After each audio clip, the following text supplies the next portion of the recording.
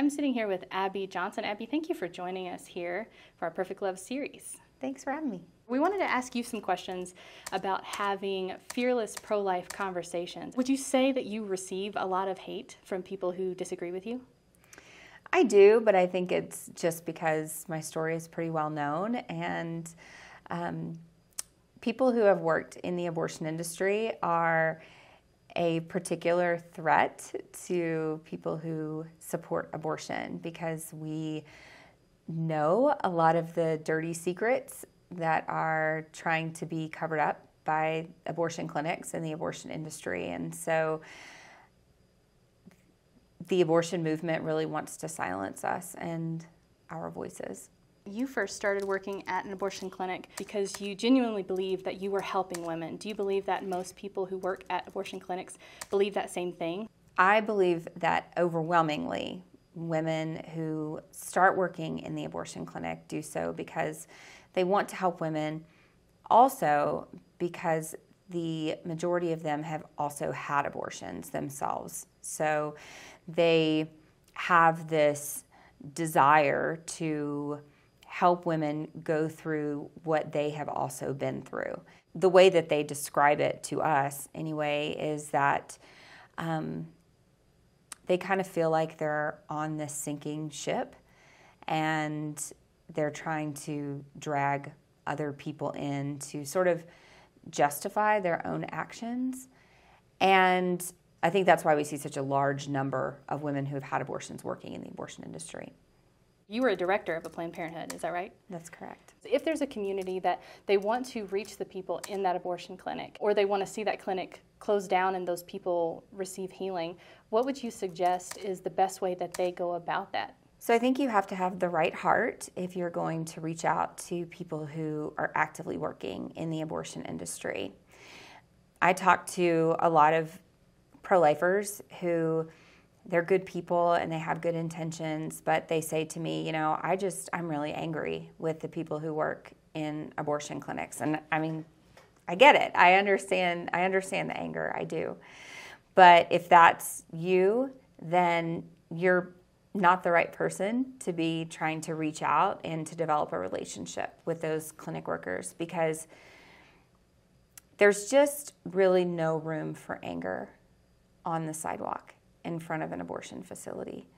There's so much anger on the inside of that building. There's so much anger and self-loathing and lies and manipulation and coercion, and we just need the love of Christ on the sidewalk.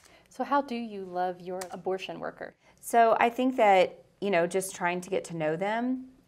Anytime I go out to an abortion clinic and I have the opportunity to talk to an abortion clinic worker, I always introduce myself, and I usually say to them, I'm going to be out here praying anyway for the next hour or 2 hours, so if there's anything that you would like me to pray for, if you have any prayer requests, please let me know, because I'm going to be out here doing it anyway. And you'd be surprised. I've had several abortion clinic workers say, yeah, can you pray for my grandmother? She's in the hospital. Or can you pray for my dad? He just had a heart attack. These people that work in these abortion clinics, they're not monsters. They're just regular, normal people who, many of them got into the abortion clinic, not even because they were pro-choice, but just because they needed a job. Most of them are single parents. And one thing I think that pro-lifers need to understand, and one thing that I think we've been really good at talking about over the past, decade or so, is we've been really, really good at discussing the connection between eugenics and the abortion clinics. The abortion industry was established to erase the minority population. 79% of abortion facilities are in minority neighborhoods, and that they're really preying on the minority population. One thing that pro-lifers also need to understand that really has not been discussed enough, the abortion industry, when they start to recruit for staffing positions, they're recruiting from that same population of people. They are recruiting poor minority women who are primarily single mothers, who are desperately looking for a job. They hire them with no experience. They pay them a wage that they could not make anywhere else. They offer them benefits that they could not receive anywhere else. And they get them hooked into a wage that they feel like they can't get out of. And so these are women that are just simply trying to provide for their families. Planned Parenthood and the abortion industry, they are predators. They're predators for the women who walk in and have abortions. They are predators for the women who walk in and work at those abortion clinics. And so that's something that we really need to understand. That's the heart that we need to have. That's the heart that we need to have when we're reaching out to these abortion clinic workers. How do you handle it when someone approaches you and they're being nasty or they're being threatening? How do you stay level-headed and show them love?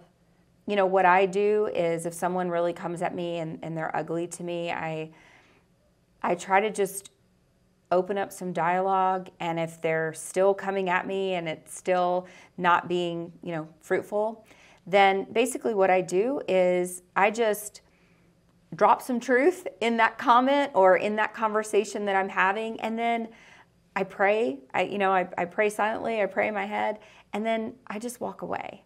I'm not trying to be right. I am not willing to win an argument and lose a soul. I'm not going to do that. I'm not more concerned about winning a pro-life argument than someone's eternal salvation. And so if I have to give up an argument, but plant seeds of truth about who Christ is and how much he loves them and how much he cares for their soul, and then I pray and walk away, that is far more valuable to me than convincing them that I'm right about abortion and they're wrong. And that's really at the heart of winning this argument, period, is helping people understand their value in Christ. That's how I think we win.